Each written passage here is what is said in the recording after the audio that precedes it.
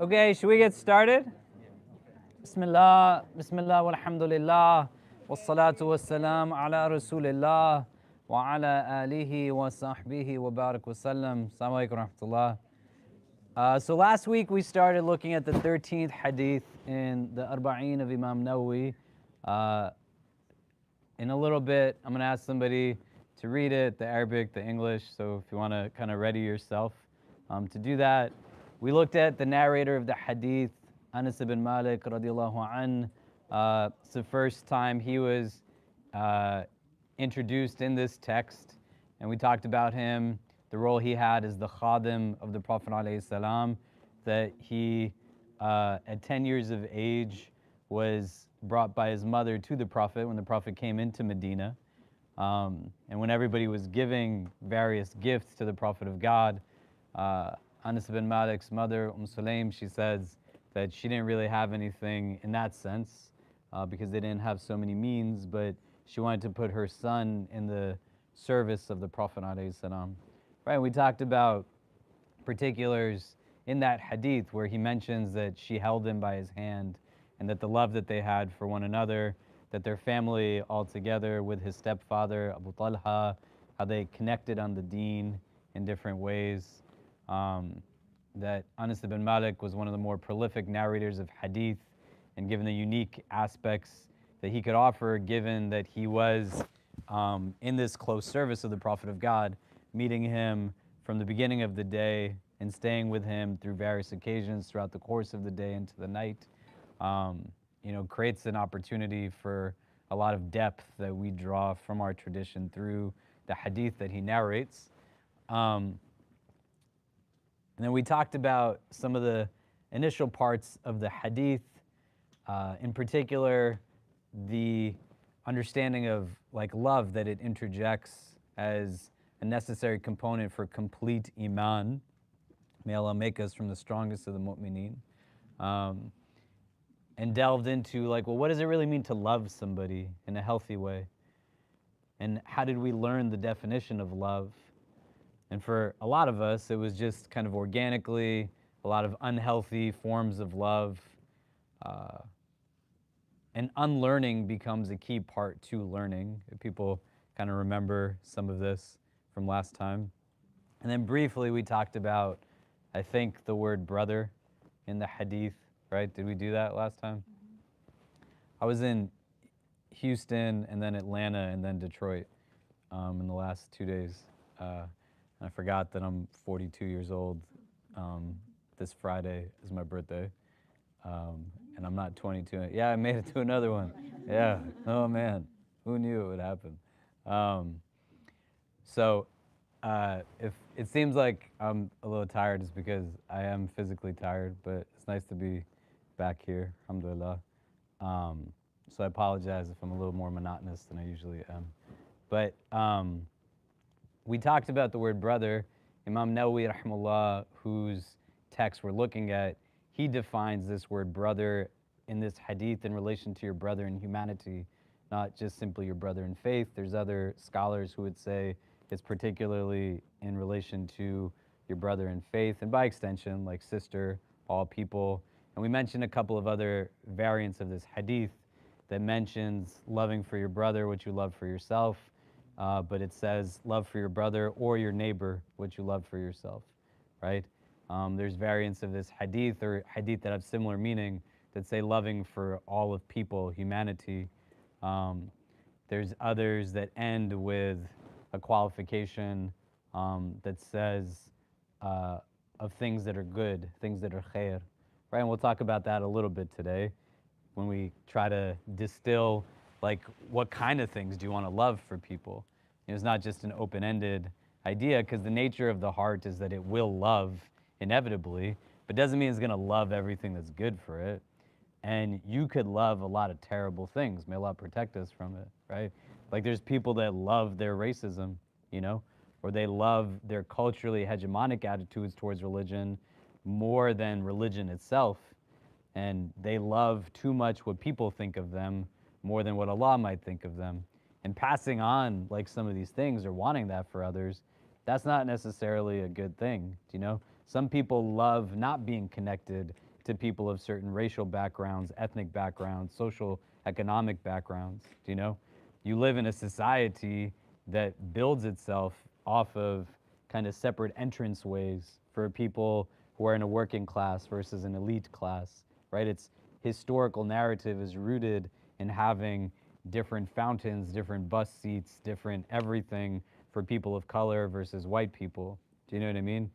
And you want to be able to see how these hadith are not just surface level kind of rhetorical understandings, but if you practice them on a societal level, it becomes the norm. You can't fundamentally have like racist societies if you're practicing the sunnah. Do you know? Like it can't function that way, right? How can I love for someone what I love for myself when I treat them lesser than me? Do you see? And we'll talk about that a little bit today too. Like, what is this hadith telling us? That we have equivalency in what I want for me and what I want for you, right? Do I want more for you than I want for me? What does it mean if I want lesser for you than what I have for myself? Do you know? But we want to distill a little bit more what gets in the way now of this idea of loving for people in and of itself. If you remember last time, we said the value that this hadith is speaking to in Arabic is called ithar, right? Selflessness. Do you know? Putting the needs of others not necessarily before your own, because that creates an illustration that is rooted in something sacrificial that doesn't necessarily give an idea of why selflessness actually benefits the self more than anybody else. You know, that kindness, kind of generosity, the idea of preferring someone in that way isn't about me delegitimizing also my own value, right? It's not a trade-off there. But here, if we were to outline some of the things that can kind of get in the ways now, right? Like, what would inhibit me from wanting this? I'm going to ask you in a bit to kind of talk that out with the person next to you just so we can get talking. But before we do that, if somebody can read the hadith, so everybody should have it now. Hadith number 13 from the 40 hadith of Imam Nawawi. If we can have someone read the Arabic, read the English, and you could read either or both and.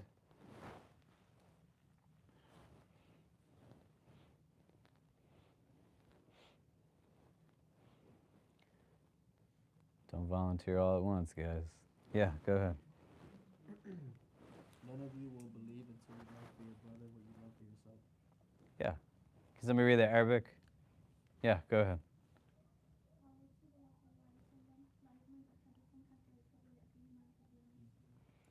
Jazakallah khair.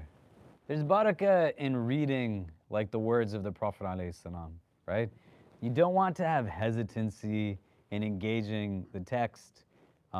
These are also, like for the most part, hadith that are very short and concise, deep in their meaning, right? Jawami in their qualification, as we've talked about before. The hadith Jibra'il is pretty long, you know, the second one that we looked at. But you want to start to build a relationship and memorize not for the sake of memorization, but the more you can inscribe something internally, it's going to come up at a practical level. Like, this is a guiding principle in my life. Do you know?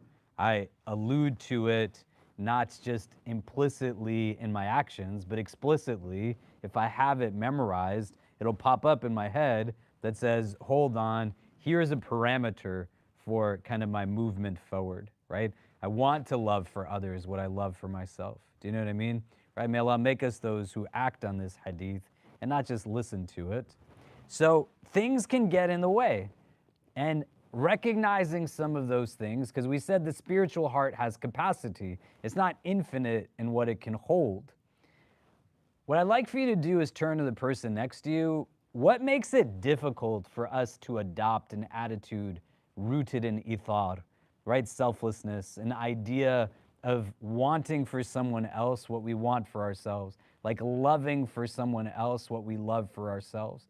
Do you know what I mean? In a way that isn't begrudging, you know, or something that's exhausting, but energetic and empowering. Like, I want to celebrate your successes. I want to celebrate your achievements. I want you to have good. I want you to be a person that I can catch up to in the goodness that you have. Do you see what I mean? Right? What is it that inhibits this from happening? And think about it at a level of your own socialization. Do you know, think about it societally, right? We're in a place that breeds ego quite often. Do you know what I mean? The minute you walk into a classroom, the minute you walk into an office space, the idea is unhealthy modes of competition in relation to the people around us.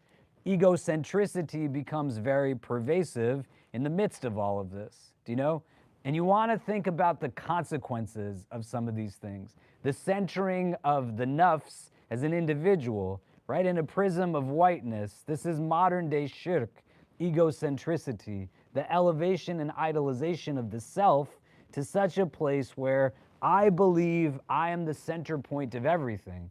It is completely antithetical to a God-centric mode of perspective. You know, Allah is the center of everything, not you or me, but societally we get impacted by a lot of different things. What are the things that contribute to this? And what are some of the things, consequently, if we were to name them, that then take abode in our hearts, not as virtues and values, but as vices? May Allah protect us from it, that then impact the vision of the heart from me being able to see or think about somebody in ways that render thoughtfulness that are beneficial to me, but I'm not even getting to that point yet. So does that make sense? So you turn the person next to you, exchange some names. What is it that's getting in the way? What contributes to a diminished or an absence of this idea of loving for someone what I love for myself, of thinking about others? If we can talk about that for a couple of minutes, then we'll come back and discuss. But go ahead. Yeah.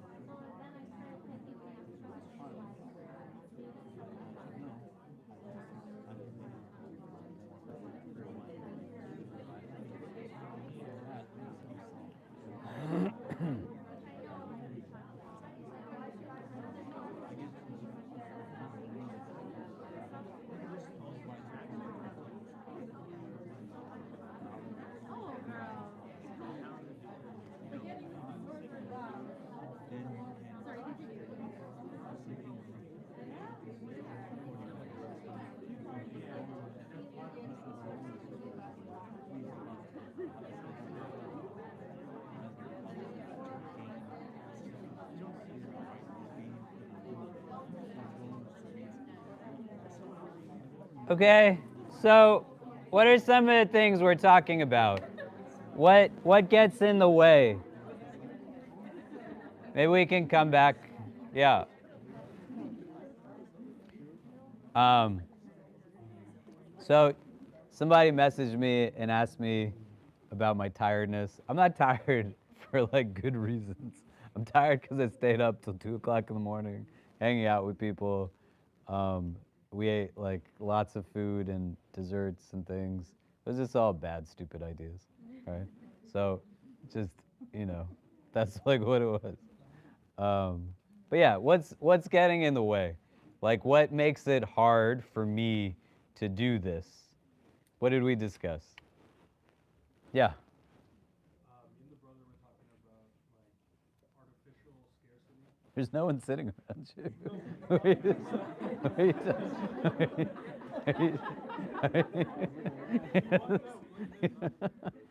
this just broke so perfectly. We were talking about artificial scarcity and how like we believe that like two people can't win, right? It's like why is it that both of us can't can't both win at the same time? Why can't everybody eat? You know, it's like why is that cost it so much? Yeah, and where does that notion come from, right? That in order for you to have more, it means I have less. Do you know? Like you having more rights mean I have less rights. Do you know what I mean? That's why we have to keep you from crossing our borders. That's why we can't give you like certain jobs and positions. That's why we tokenize and allow for certain minorities to become model minorities, but are still rooted in prisms deeply of anti-blackness. But this mindset, like what is it rooted in? Do you know? Like where does that come from? And why do I become subservient to it? What else did you discuss? You don't have to answer those questions. But what else did we talk about? Yeah. I can't see behind the screen, I'm sorry. So I think one thing we talked about was about putting conditions on this whole idea of whether or not I'm going to help someone. So it's this idea of just like I'm only going to give to someone who will give back, or I'm only going to be nice to someone who is like willing to listen to their passion. Because like, especially when you exist, especially in minorities in society, or like even being Muslim on top of that, there's so many people out there who actually have some like actual resources. And for me, I'm sort of sitting there and thinking about, well, how do I have love for someone who just, it's kind of a difficult question to have, but it also requires us to sort of step outside of our bubble and realize, whose stories really matter in many ways. Yeah. And there's a lot that we can take from that. And one of the many things is we understand a block to this type of love is hate, right? You cannot have a complete faith until you love for your brother what you love for yourself. And our text says, وَلَقَدْ كَرَمْنَا بَنِي Adam, that all of the children of Adam are dignified and elevated. The same way I asked you last week, how do you know like what love is? You want to get to a place where you willfully and objectively reflect on how do I know if I actually hate someone? How do I determine for myself, not justify, like negative stereotypes, racist tendencies, racist actions that stem from me? And what are the things that breed that type of outcome? The Quran is a text that's really unique, that it not only gives us an indication of diversity's existence, but the reason as to why we were existed diverse.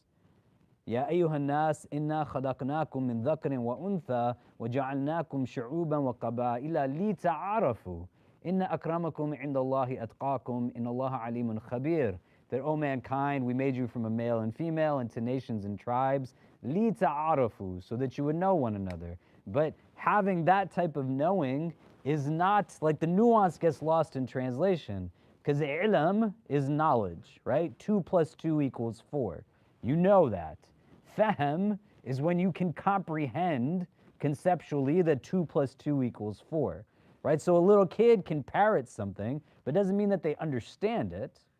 This knowing is not like those two knowings. Lita'arafu is like an intimate knowledge. It comes from acquaintanceship. It necessitates us being in a place where you can recognize that today and for many decades before, but that much more today with the technology we inherit, you can think something about somebody and never have met someone like them in your life. You know? We get students all the time who come here, community members from different parts of the country, different parts of the world, and they're like, my parents told me not to go to this part of New York, not to go to that part of New York. They're like, why? Those parts of New York are beautiful. Do you know? But that's also where mostly minorities live, and particularly black people. How do you know when you are holding hate in your heart? And you have to be able to understand it, because you can't love for someone what you love for yourself if you have hate. It's a different understanding of how do I engage with someone who hates me. But for tonight's conversation, and as we move forward with it, this becomes an important thing to recognize, right? How do I validate and justify abhorrent behaviors? Oppressions, inequities, injustices. I intellectualize struggles. Like, where does it come from? And the antidote, not completely, but a step in that direction, is that you go into spaces not with a savior complex, but with a capacity to just listen and try to understand somebody's struggle by being with them and not expecting that they're supposed to teach you about who they are, but you are not, as a mu'min, going to have complete iman if you don't love for people what you love for yourself. So your body reacts. Like, why don't you get riled up when a cop shoots a black person in the streets? Do you not love for that person, their family, what you love for yourself? And it's attached to iman, like your faith.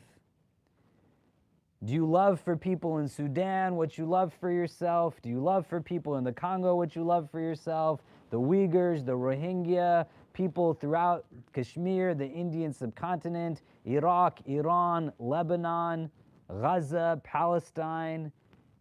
We could look at so many different places, but the categorical interaction is different. And there are things that I don't know, the things that I don't know. But there's a difference between not knowing what you don't know versus that you don't care to know or you don't want to know. And why are there certain people that I don't care to know about what's going on with them? It's not about like ethnic enclaves or masjids that adhere to one culture or one ethnicity. We have a Chinatown, we have a Little Italy. There's sociological reasons as to why people are attracted to similarity and familiarity, but there are spiritual ailments that become the basis of saying, by virtue of where I come from, I am better than you. And then there's no love there, right? If I think I'm above you in some capacity, or someone's beneath me. And language becomes important. How many people do you know who will not let certain people be friends with their children? They will not invite certain people into their homes. Not about who you're more comfortable with, right? That's not what we're talking about here. You might be more comfortable with people you share a language with, you share culture with, they understand experiences that you go through, right? That doesn't translate into like hate, but you know that there's people who will not let their children get married to people from certain races, certain cultures, right? These are like symptoms and variables of jahiliyyah. May Allah protect us from it.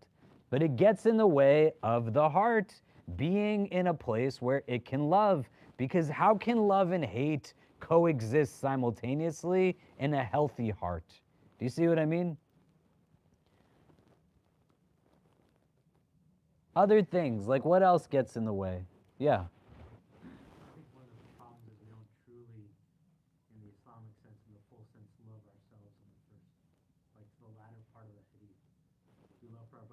for ourselves, the inhibition part is we don't truly love ourselves. Yeah, if I loathe me. But what I want you to think about is why. Why do I think about others in that way? Why do I see myself in that way? What contributes to that? Because a lot of it is purposeful and strategic. And you have to think about it as a process that comes about systemically that then results in these consequences. And then we end up like numbing, we turn to substance, we turn to like altering our bodies in different ways. Do you know? But what is it that brings that about? Who would gain from you disliking yourself? Huh? Yeah, how? Why?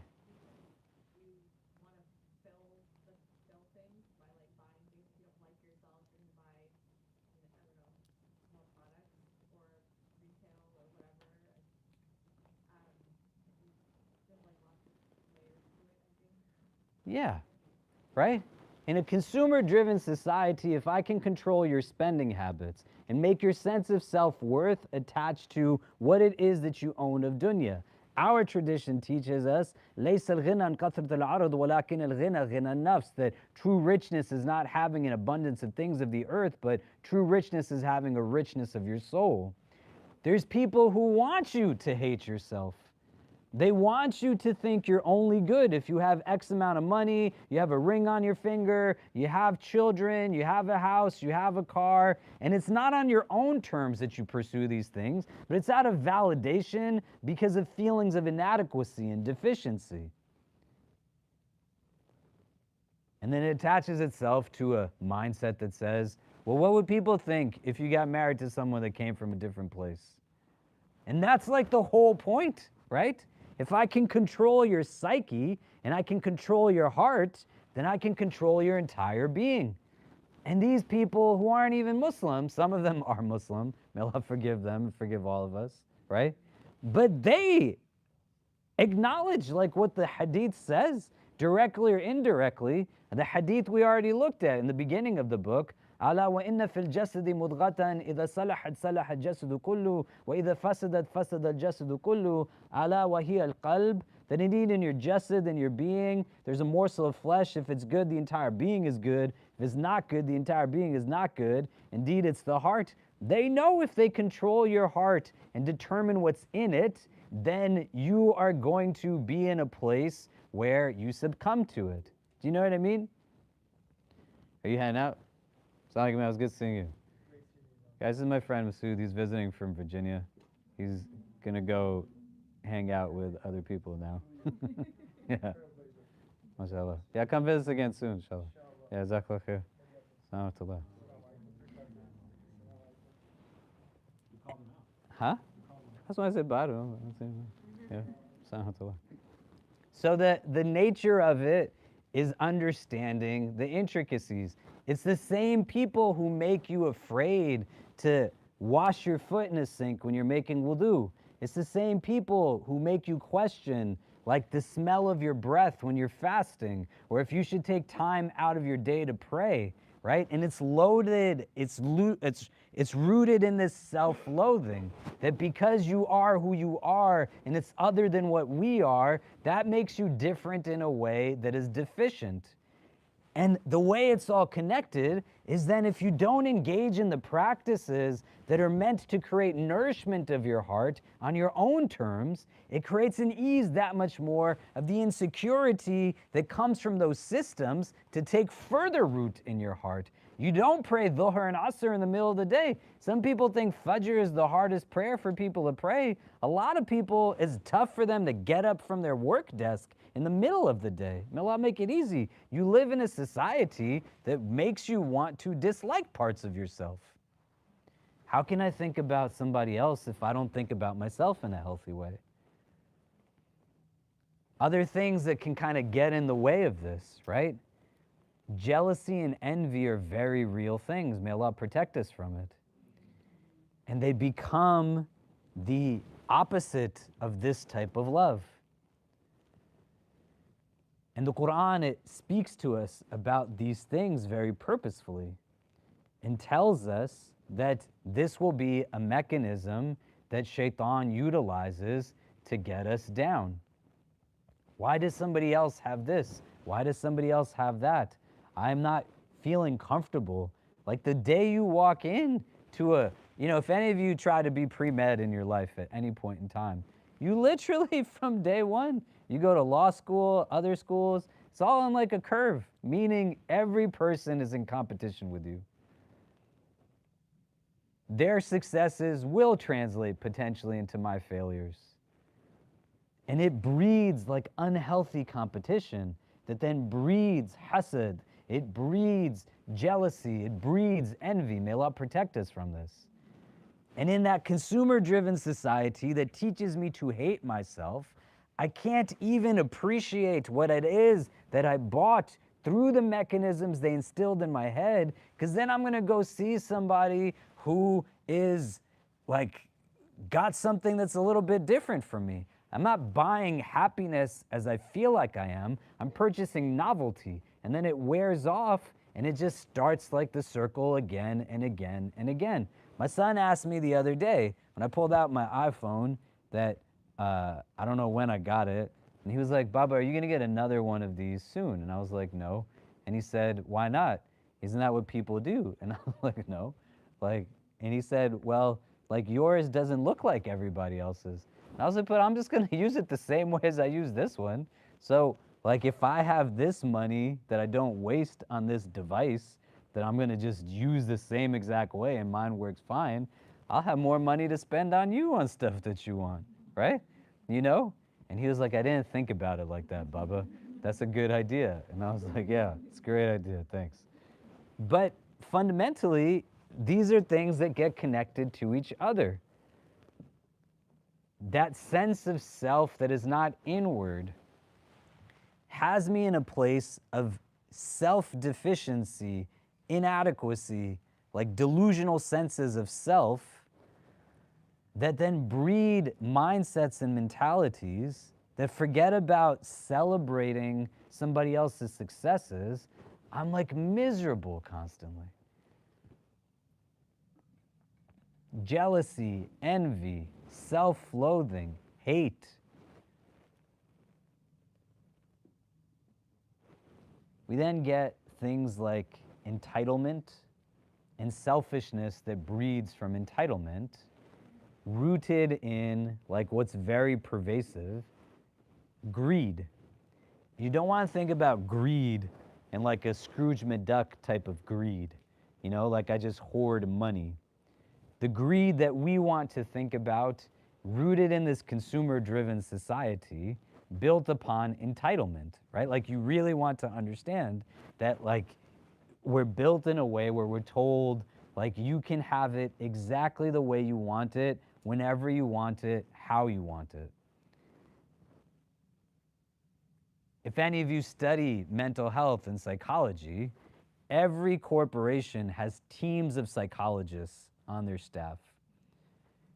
The guy who made the decision the first time to tell a trickle-down policy that the barista will write your name on a cup and they'll tailor make the coffee how you want it, probably got like mobilized upwards like crazy. Because he figured out the key to it is not just the caffeine addiction, but the addiction of the nurturing of the nafs. It makes me feel empowered. And then you think about how many people are terrible to the person behind the counter. They walk out and it doesn't taste exactly the way that they want it to. I wanted only 50% oat milk, and this tastes like it's got 45% oat milk in it. Do you know?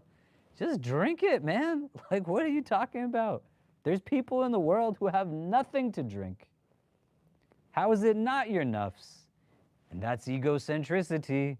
And egocentricity is not the breeding ground of loving for people what you love for yourself.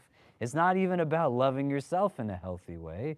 It's about just appeasing the tyranny of the nafs. What that type of greed is rooted in is twofold. One, it has me always chasing after something else. And simultaneously, it makes it difficult for me to appreciate what I possess in the first place. So I believe the product that's being sold to me will give me happiness. That's one dimension. And I also believe what I have, it can no longer give me what I thought it would give to me. And then you just get more and more stuff. And you're surrounded by a lot of stuff. And the stuff, walaikum salam, doesn't do for you like what you thought it would do.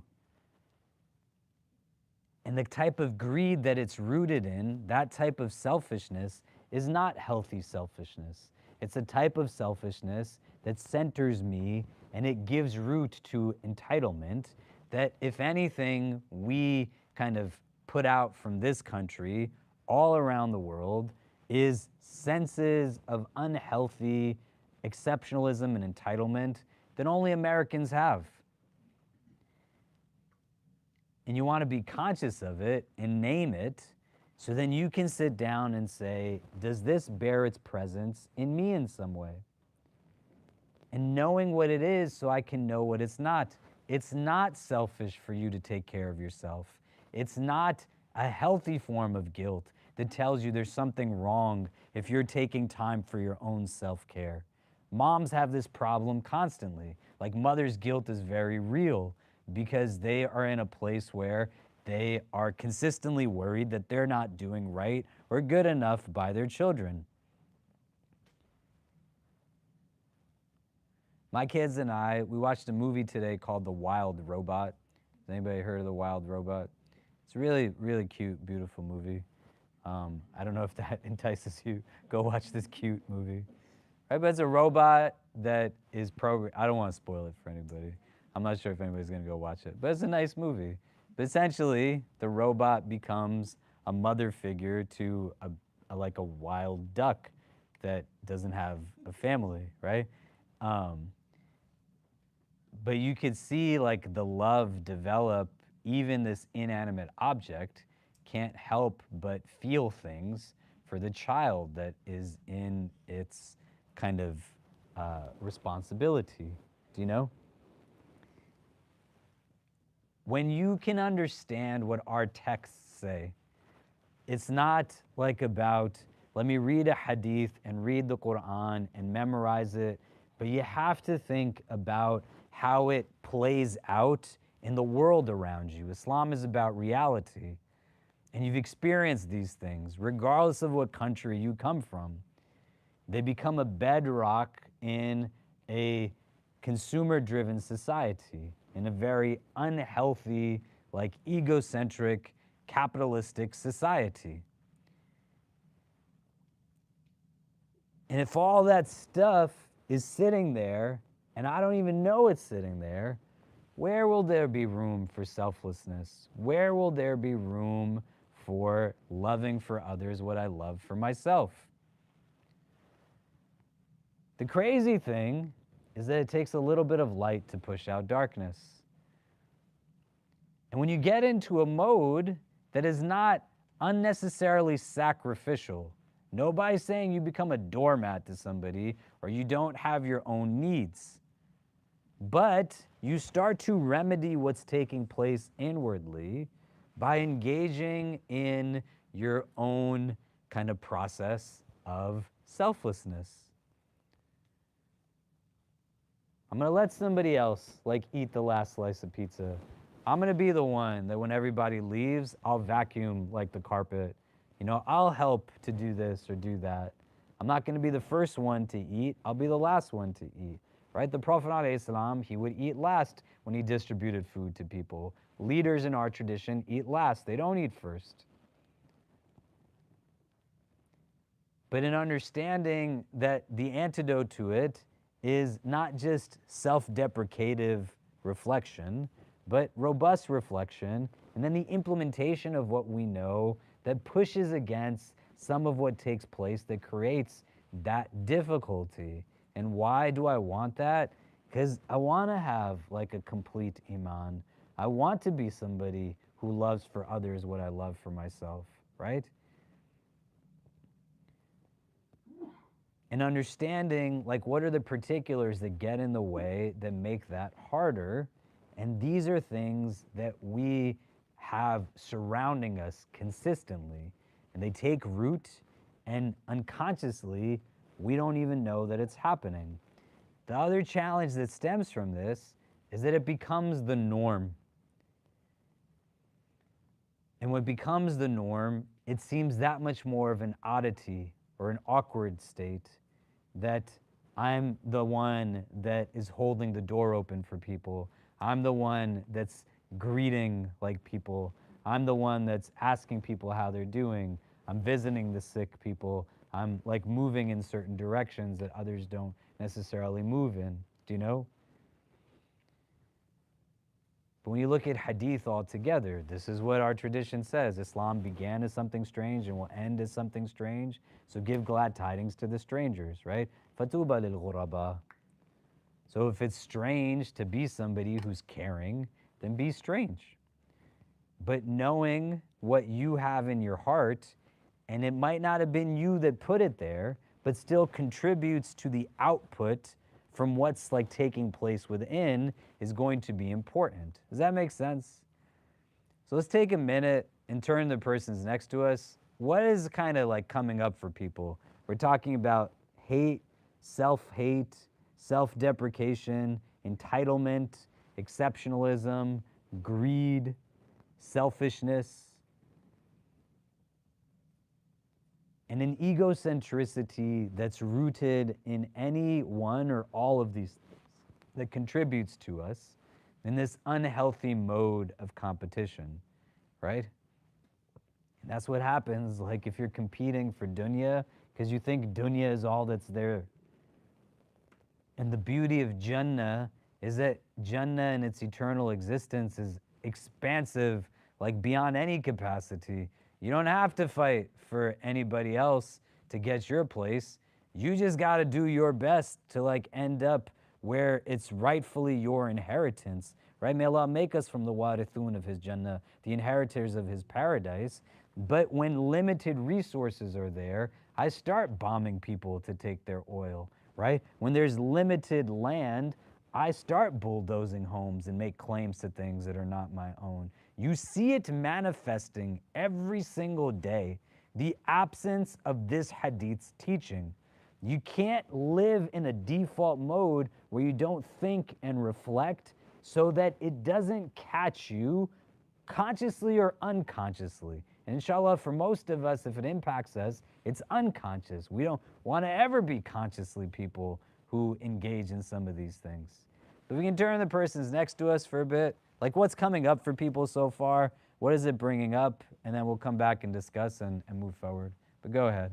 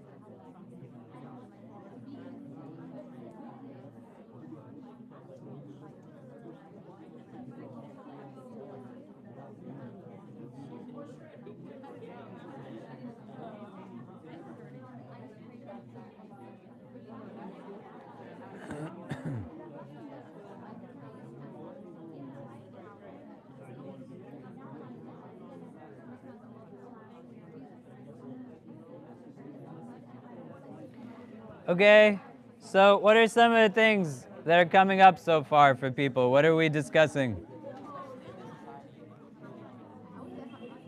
Who'd like to start?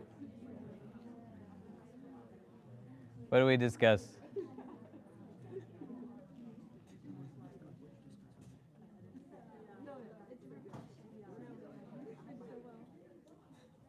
Anybody?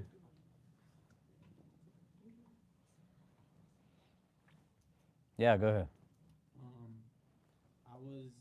Me and the brothers we touched on a lot of things.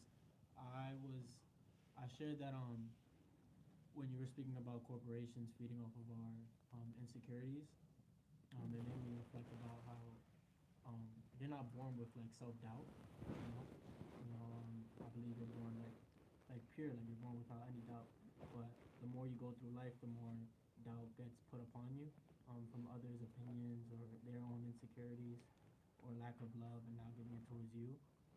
It darkens yourself and it does create that insecurity, that doubt, which leaves you open to being a victim. So I was just asking, how does one like protect themselves from these things? Well, who wants you to doubt yourself? Huh?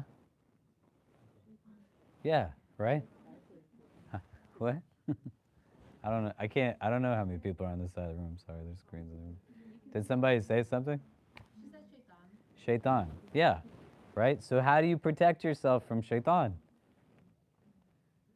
One, I mean, it's not, you don't do like shaitani things, right? That's not going to protect you from shaitan. Do you know? But like, those are kind of like a baseline understandings of these things, right? And that's where iman is the initial premise of the hadith. La yu'minu ahadukum. That you won't have iman. Like, understanding where you can recognize adversarial forces against you that are purposely strategic in bringing you to certain places. I doubt my goodness if I don't have this type of degree. I doubt like my acceptability if I don't have this kind of son-in-law or daughter-in-law. I doubt like this or that. Is coming from shaitan. And then it becomes now a part that the ego, the nafs, like interjects, and it's habituated, right? So the point of it in recognizing, well, how do I combat shaitan? You can't combat unconsciously. You got to combat consciously. And if there's no time for rest and no time for reflection, you don't have people that keep you accountable, and everything is just done on these default modes of existence. I'm in a place where I'm just moving forward in paralysis, right? You gotta build into your routine some moments of solitude and reflection that enable me to say, what am I really even heading towards? Like, what am I really moving towards? Spaces of self-reflection and expression. So there's people you can objectively kind of let things out to, and you can think about the things that you think about. Do you know what I mean? If shaitan is whispering into your chest, like, who are you engaging that has a care for your heart, not a distaste for your heart? Do you see what I mean? Right? And then there are things, like we could have this conversation in ways that are very black and white. So I could say to you, go read the Ayatul Kursi after every prayer. Yeah, you should do that, right? But I can't give you that answer in a way that now deflects responsibility, because it's not that type of question. You have specificity to you as a person, and you got to sit down sometimes with people that help you see yourself as a whole person also. Do you know what I mean? But when you can have that aha moment that says, like, the basis of this is exactly like what the Quran says is going to happen. This is what Allah said would happen. This is what shaitan is told us he's going to do. He's waiting on Sirat al-Mustaqim. He's gonna have you go in all these different like modes and directions. You know? You just gotta decide like whether you believe in it enough or not to then say, what are the spiritual prescriptions? What are like the things our texts say about us? So I don't have to figure it all out on my own. Do you know what I mean? There's reasons why the Prophet would tell us to read Ayatul Kursi after every prayer, that he would read the Ayatul Kursi, the Quls, the last two verses of Surah Baqarah before he went to bed. He'd read Surah Baqarah in its entirety in his home on a monthly basis as like protections from the shayateen, right? But understanding also, if it becomes intrinsic, the whispers stop at some point and it becomes habituated then. Like once I get it to be automated, I got to deconstruct some of it, because now it's not a part of me in the sense that I can't let it go. Like the way my finger is attached to me, that's not the way a habit gets attached to me. But I got to be willing first to acknowledge what are the ropes that are holding me back. Do you see what I mean? Right? And that's where shaitan's going to get you. He wants you to doubt your relationship with Allah. He wants you to doubt your capacity. He wants you to believe that somehow living your light is like a bad thing. Nobody is in a place where they get less from you not living to your ultimate goodness. People get more from you living to your ultimate goodness. People suffer when we don't share our goodness forthright or utilize like our spiritual gifts in the ways that they were intended to be used. You know? What else does shaitan do? Aside from being arrogant and racist and flawed in his logic, he interjects skewed perspective. Everybody prostrates to Adam. He sees it differently from everyone else. He's going to want you to see things for other than what they are, including yourself. So why do you see things the way that you do by the end of Ramadan? Because you're surrounded by like certain people throughout the month. You're actually engaging Quran, directly reading it or hearing its recitation. You're fasting, meaning you're consuming less in a consumer-driven society. It creates the opportunity to think about how you can contribute more, and you're giving more in charity, like you're being more kind and volunteering. All of it gets connected to each other. Do you know what I mean? And in that moment, you're just like, well, like I was open to like change and malleability. I'm not pursuing perfection because it's a futile pursuit. And I have to love myself enough to know that Allah's love for me is perfect because Allah loves us despite our imperfections. Do you see what I mean? Does that make sense? If you can get this hadith's like meaning into your life implemented inwardly, it will have effects outwardly. Do you know? And it can be strange. There is a woman that used to come here. She was like one of 7 or 8 kids. And she said in her family, nobody ever said that they love each other. They wouldn't say, I love you. They weren't mean to each other, but they didn't say, I love you. And she said, I decided one day I'm going to tell my mom and dad that I love them. And she said, I'd call them on the phone and say, I love you. And initially they started giggling uncomfortably, right? And I just keep doing it. And she said, days turns into weeks, into months. Imagine telling people you love them and they don't say a word back to you, right? You know? And then she said, I don't know how many months passed. It wasn't a year, but many months passed. And she was getting kind of exhausted through it. And she said, my mom then told me I love you too. The nature of the heart is if it's kind of covered with stuff, every act of goodness that you're interjecting, it's not only benefiting your heart, but it's chipping away at what's hard in somebody else's heart. Do you see? You have to understand that her reaction wasn't what success was measured in. It was the girl's ability to be continuous with the good deed regardless of the outcome, because the outcome is not what is most apparent. You don't know what's happening inside, right? Every time it's just chipping away, chipping away, chipping away. And where the doubt comes in, Shaitan wants you to say, well, what's the point? Why do you keep making this dua? Why are you trying to pray tahajjud? Why are you doing this? It's not changing anything. Just because you can't see the change doesn't mean something's happening. If she's got like a, encasement around her heart that prevents her, and now something is like getting its way in, her own nafs and shaitan's gonna get in the way. But it got overpowered by a genuine sense of love. Do you see what I mean? And it started to break it down. And she probably wrestled in her own head. Should I say it to her? Should I not say it to her? And then she said it, and then it becomes that much more organic. Do you know? The first time is usually the weird time, right? But you can be a people who don't only hug your family members on Eid. You can hug them outside of that too.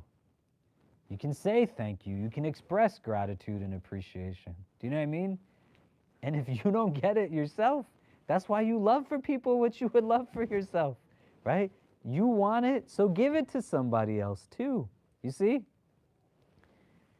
When we talk about this idea now of loving for someone what you love for yourself, there's discussions on what does that mean from like a metric of assessment, like a measurement.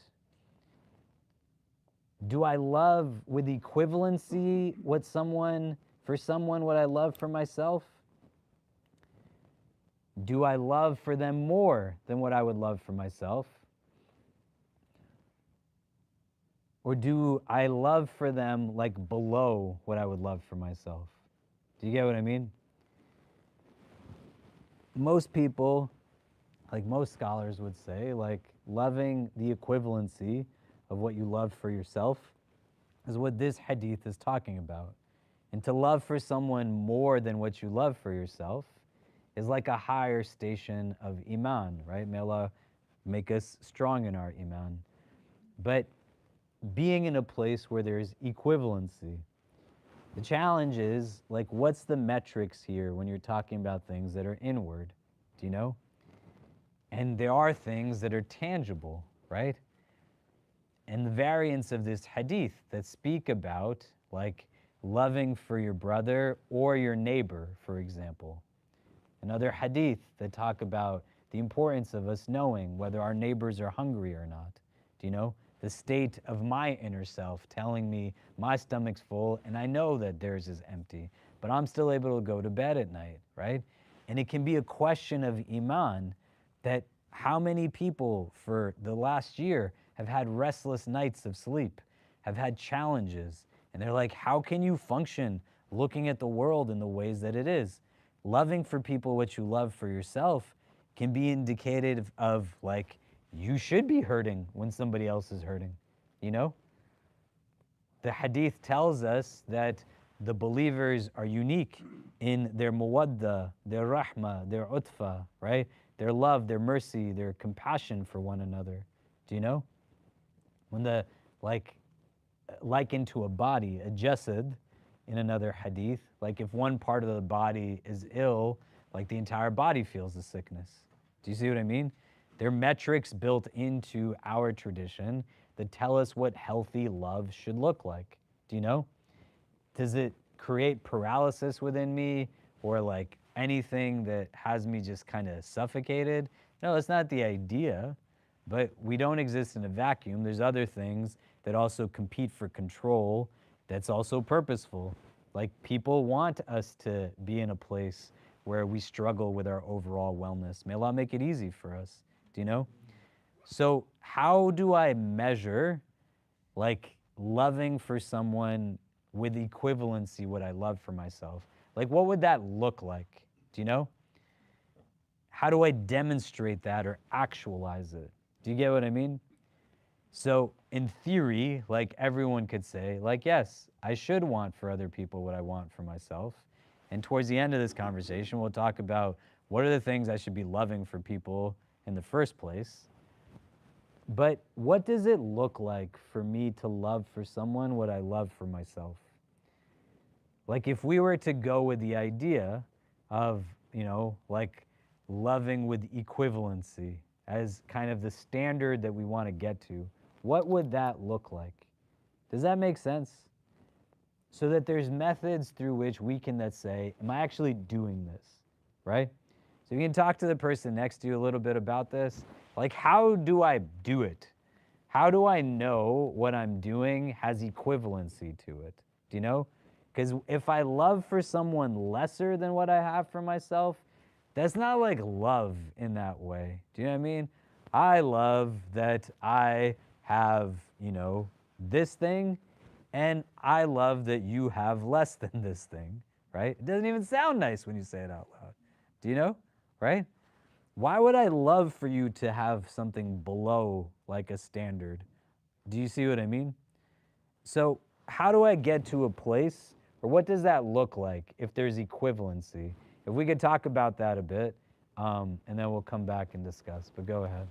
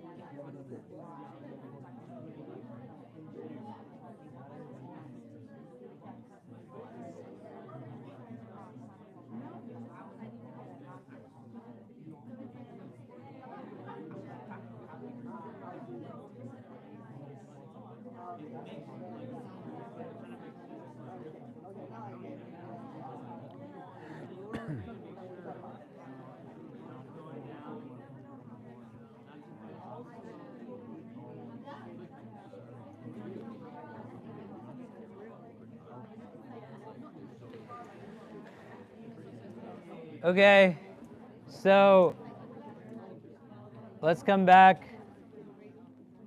So, somebody comes, they walk into the IC, they're new to Islam or they're trying to reconnect with their deen, and they say, like to you, like, how do I do this? How do I love for someone what I love for myself? What does that look like? Do you know? What do we say? Like, what did you discuss? Yeah. We were talking about how I think like one of the things that inhibits that is there's like a level of entitlement where you might think you deserve more, but you can sort of manage that by like internalizing that everything's from Allah and you didn't really earn what you have, and so you don't deserve more because what you have you didn't earn. It was from Allah, and so then it's easier to kind of want the same for your brothers and sisters. Yeah, right? So here's like, how do I ready myself in relation to some of the things that we talked about? Greed, selfishness. Allah protect us from these things. Like gratitude as a practice, is embedded in our tradition. When you sit at the end of a prayer and you say Subhanallah, Alhamdulillah, Allahu Akbar, right? You say it outside of it, like attach reason to it. Why are you glorifying God? Why are you praising Allah? Why are you proclaiming His greatness? So it's not just being rotely kind of iterated, but you are attaching like purpose, right, to it, or purposeful reason rather. And I engage in this practice that enables me to now have vision and perspective that's a little bit different. That I have like a lot, alhamdulillah, and it's okay for others to have too. Do you know? What else did we discuss? Solo wants to say something? Yeah? He wants me to say something. That's different. He did a great thing. He loves for you what he loves for himself. Yeah, there you go. I'm fine already. We went off all over the place. So I'm trying to think where we started. Yeah. I think you just mentioned something. A word, selfishness. That we also spoke about it. That sometimes it's just from feeling a little bit of that selfishness. That like a small example. Let's say food. I want to go first because I was fasting, but should I let someone else go first? And once you like every now and then from our experiences, if you can kind of like fight yourself a little bit and let someone else go first, there's actually a little bit more satisfaction to that compared to the satisfaction of food. And something that came up, we spoke about from that about a quote that we came across. It goes along the lines of like sometimes the most selfish people are the kind people, meaning that being selfish, like you just want to be happy to get something, but sometimes if you're kind enough to let someone else get something, that's actually more fulfilling. So like if you're really selfish, then you better be kind. That's what we're talking about.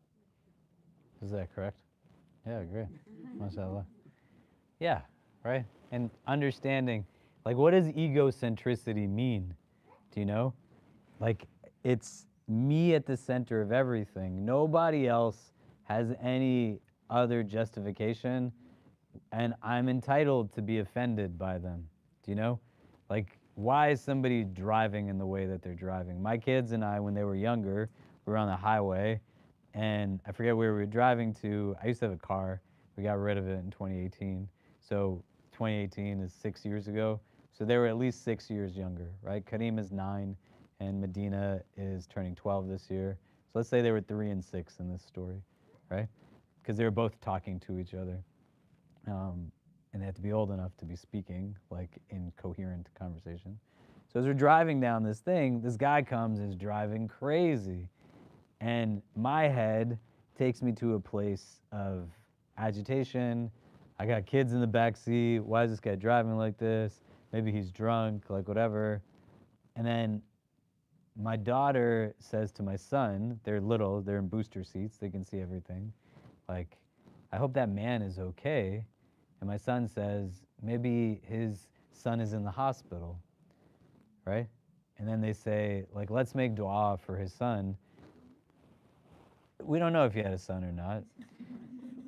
But the notion is like in this same vein of what like Rahim is saying, as children, they don't have like the bitterness and the envy and the jealousy. There's not this egocentricity that's centered, right? Like what made it difficult, and you could be like, well, that makes sense. Your kids are there, this and that. But they serve as a reminder of like, well, love for others what you love for yourself. I don't know why that guy's doing what he's doing. Do you know what I mean? But I got to stand up against the parts to me that are making it hard for me to say everybody also exists beyond their relation to me.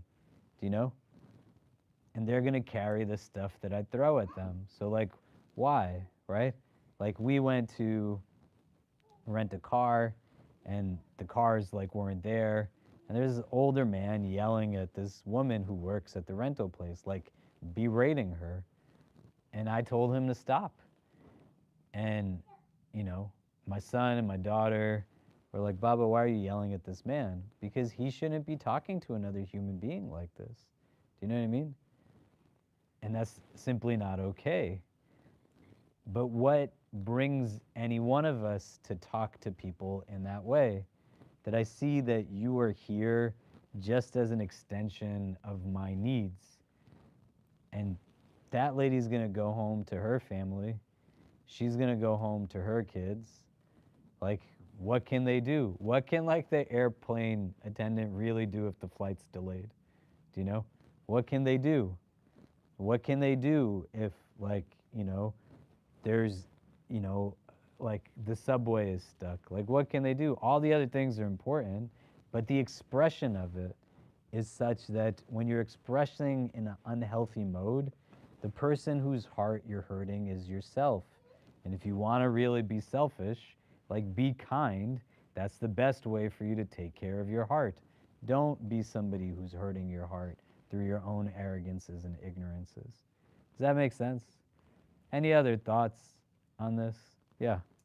I think there's a quite a nice ayah I would supplement this discussion. That is, Bismillahirrahmanirrahim.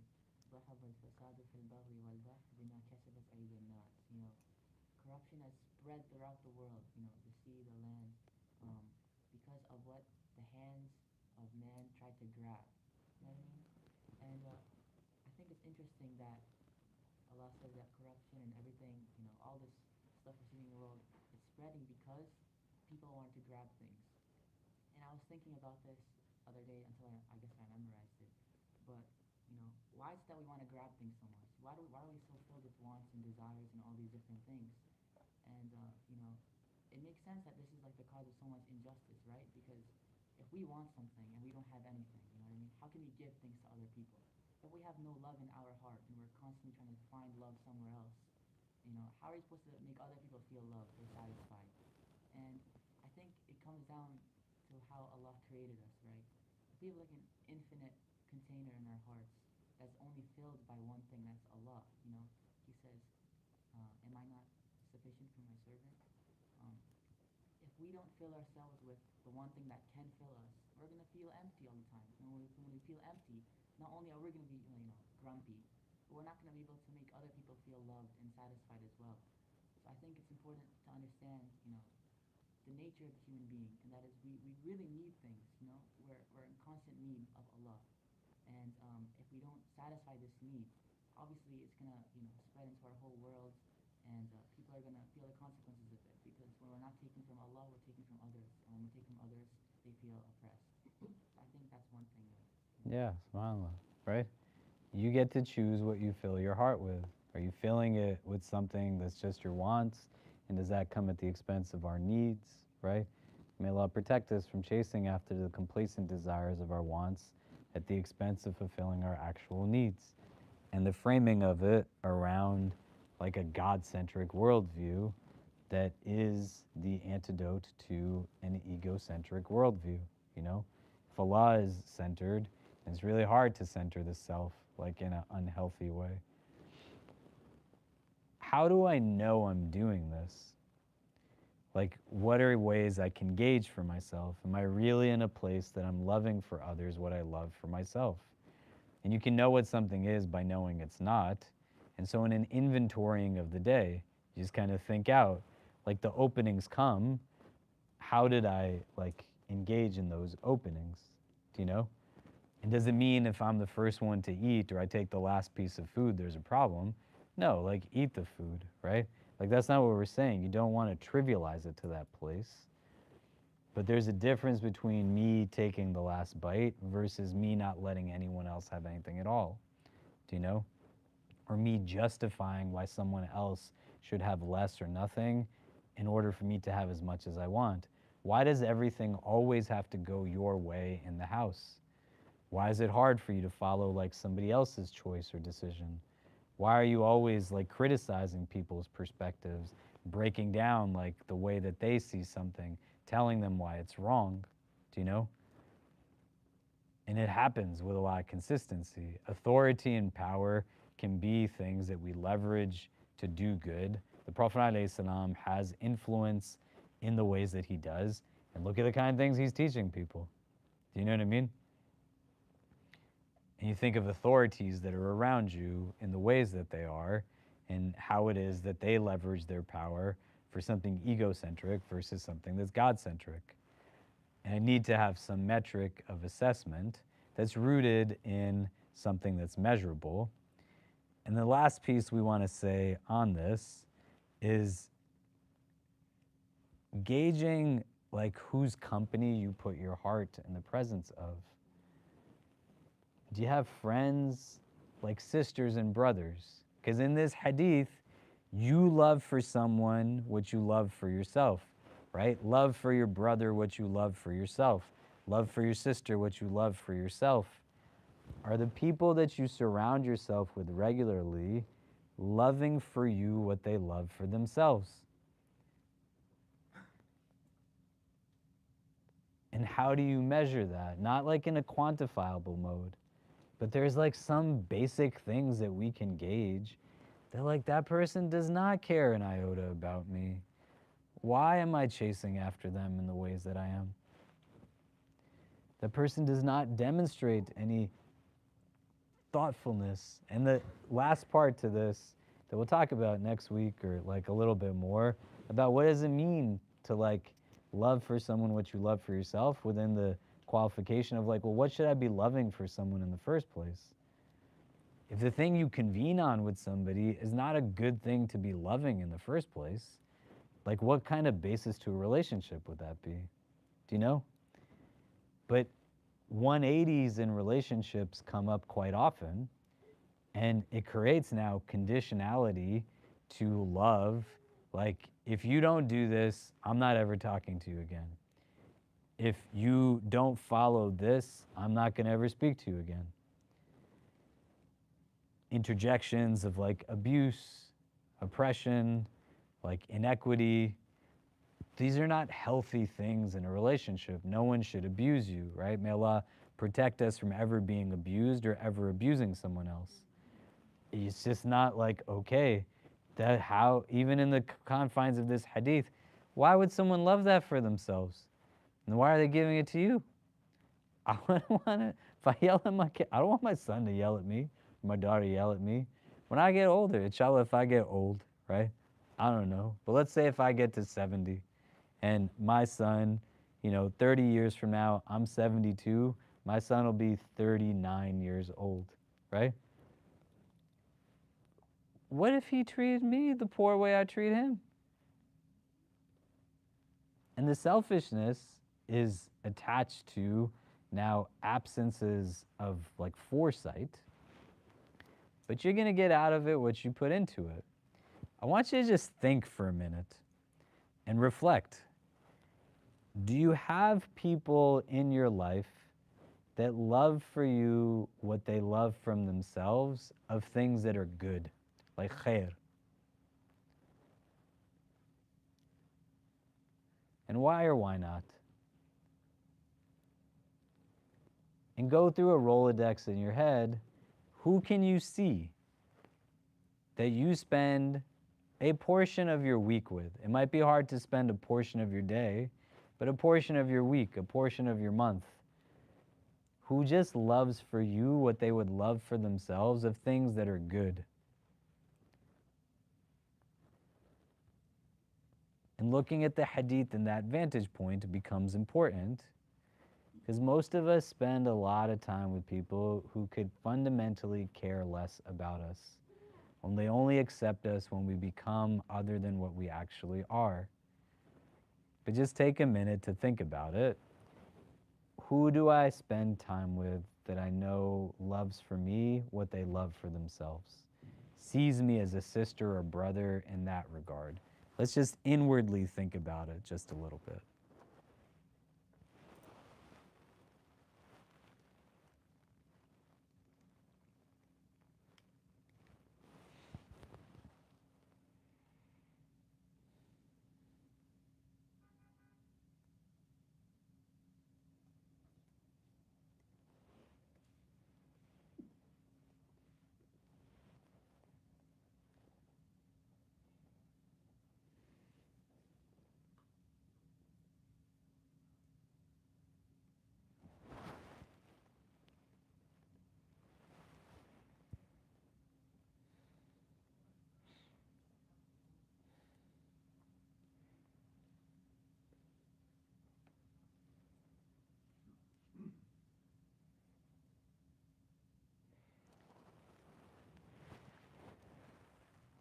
And now, as you're thinking about that, I want you to think about how many people you come into interaction with in the course of your day who you could say they don't love for you what they love for themselves. They justify like behaviors, policies, practices that treat you a certain way versus like how they expect to be treated. And just go through your head like how much of your day, your week is spent in the company of people like that. How many people are you surrounded with who you're putting your heart in their presence, who see you in that way? You're just a dollar sign to them. They have qualifications and conditions. They don't really care about you. They just care about a perspective of you or what they gain from you.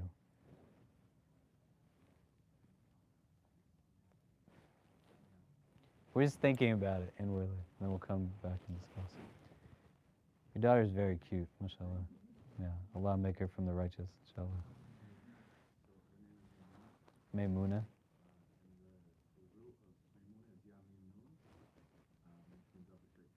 Yeah. Mashallah. Ameen. Yeah. May Allah make her from the people of Yameen, inshallah.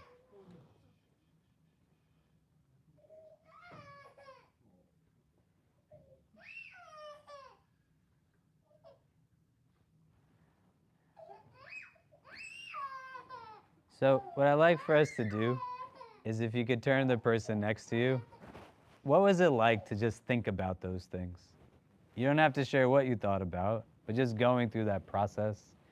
Like, who are the people that you can say they love for you what they love for themselves? Who are the people that you can say you're around that they don't love for you what they love for themselves? But what's the process like just about thinking about some of that? So let's talk that out for a couple minutes, and we'll come back and discuss and wrap up.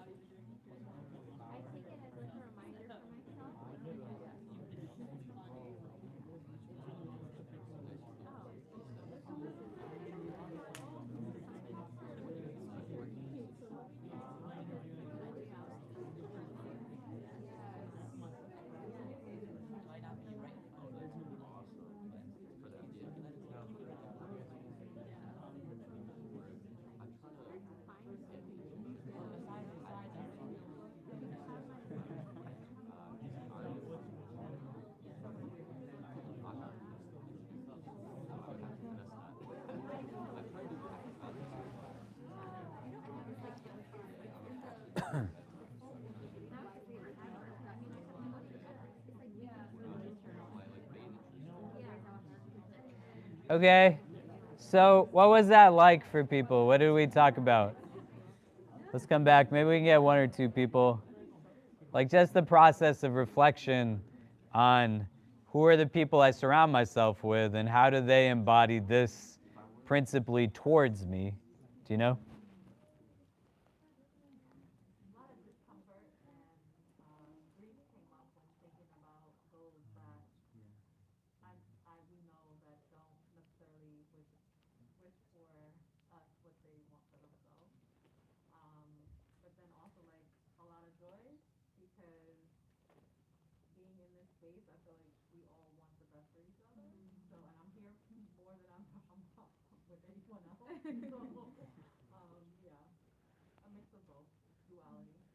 Good.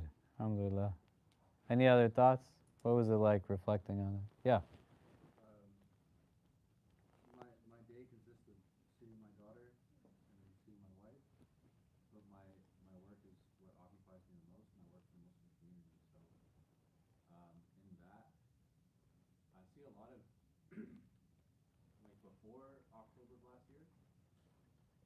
Alhamdulillah, I was making a lot of connections with a lot of like faith spaces, non-faith spaces, and then after October, they just dried up, and people didn't pick up my phone call when I needed them to anymore.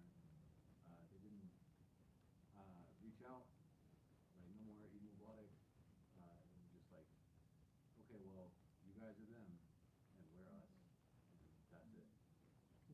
And I think over the past few months, like I've been trying to place, okay, like ideally we love everybody to have clean air, fresh water, a sense of self and purpose and connection to God, like we would love. But what about those people that so clearly hate us, wish hate towards us? Uh, how do we respond to them if we're commanded to love our brother that we love for ourselves? Yeah. And understanding the absence of something doesn't mean the presence of something else, right?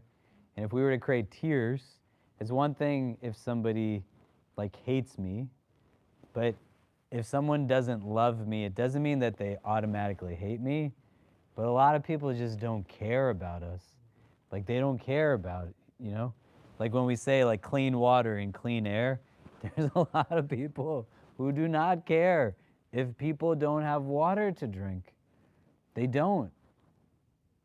And if we can't recognize this as a reality, that they fundamentally don't care that there are people who are starving to death in numerous places in the world, right? There's more people who die from eating too much than eating too little. How does that end up being? Well, there's an absence of ethics and an absence of values. And you get to a place then where you can juxtapose and think out how much of my time is spent in spaces of love versus spaces of ego, right? And if it's not that there's a balance in some way, like Danya is saying, she comes and she's around people and she's here more than maybe someplace else, right? For some people, they just need to know like certain things exist. That's like what love is. Like it doesn't have to be experienced directly, but there's still that person who loves me over there, right? It gives me energy. It gives me courage. But if you don't stop to think and reflect sometimes, and you just kind of keep going and keep going, it's going to catch up at some point, right? And I have to love myself enough in a healthy mode to also say that it's okay for me to want to have people in my life who love for me what they love for themselves. And what gets in the way from those things taking place? She can't be here around people she feels that from. These are her words, right? Right? May Allah make it like a deeper love for all of us and connect us at our hearts. But she can't feel that if she doesn't take the steps to actually come. Do you know? You got to invest in relationships. You got to make time for things that are relevant to your heart. And if everything is like dunya, dunya, dunya, money, money, money, or you don't even know why you're chasing after some of the things that you're chasing after, and you think is going to create happiness, but it might not, right? Like marriage can be a fitna for people as much as it can be a ni'mah. You know, money can be a fitna as much as it can be a ni'mah, right? A fitna meaning a trial versus a ni'mah being a blessing. Everything has the capacity of either being a blessing or a tribulation, other than iman, right? And when you distill what iman is and what it's linked to, a centering of the divine, it plays a role in creating an opening to just be nice to people and to be kind and compassionate to people. Which God do you believe in that your iman in him makes you a jerk? Do you know? And understanding how it then becomes connected and rooted. And the lip service cannot then be enough to indicate like what is in the heart, the actions do. So I believe more in some other systems and ideologies. That's why I forego certain things, because I do think my success is attached to networking and like laughing at jokes of people that I don't think is funny, so my career advances, and like being silent in the face of things that are hard to speak out against as a minority, but then not being around people who help me find healing, because I believe more in this than in like what things this tradition is actually teaching me. And that's why it's not like a let me pick and choose what it is that works for me, but getting to a place of like, what is it really calling me towards? Do you know? How can you be a good Muslim and treat people like garbage? Like how? How do the two things go hand in hand? Right? Like Maimuna is here. Look at like what a beautiful child, mashallah. Right? May Allah preserve her. Understand like there are people who would care less about children like this. And you see like globalized understandings of greed and selfishness, but then you also know like people who are in homes that might be your relatives or friends or community members, they have no qualms at like hitting a kid or yelling at a kid. How can you be a good Muslim and do that to something so innocent? Do you see what I mean? And why you want to love for people what you love for yourself is like loving yourself in a healthy way inhibits that kind of nonsense from happening. And then when you attach it to a theology that says we have an afterlife, all I got to do is try my best. Allah's going to sort all of these jokers out when it's time for things to get sorted out. And may Allah keep us from being amongst those who need to be sorted out in those ways. To be open to it as a reality, because shaitan is real. Do you see? So I want you to think about this between next week. Look at your day. From the minute you wake up till the time you go to bed, like why do I get agitated by certain people? And is it an agitation that's telling me about myself that says I've gotten so accustomed to like the engagement of certain dunyawi things that the people who I should be letting love me, I feel irritated by them. And the people who are not the ones I should be chasing after and putting my heart in their presence, I'm constantly in a place where their validation is the only thing that I seek, right? But just look at your day, look at your week, not in a prism of loneliness, because we're always surrounded by people in different settings. Whether we know them or not is a different variable, but understanding, like, why does it look this way? And is this the way that I want for it to look? Do I have people around me who love for me what they love for themselves of good, like khair? And we'll talk about this next week. The things of good is not in a moral relativism, but rooted in what Allah determines to be good. Because there are tons of people who do not care that there are millions of children that don't have food or water to drink. They just don't. They don't even think twice. And the dehumanization of all of it comes from the absence of teachings of things that are like this, rooted in an accountability that says, we're going to all stand in front of Allah one day. What is that standing going to look like? May Allah make it easy for us.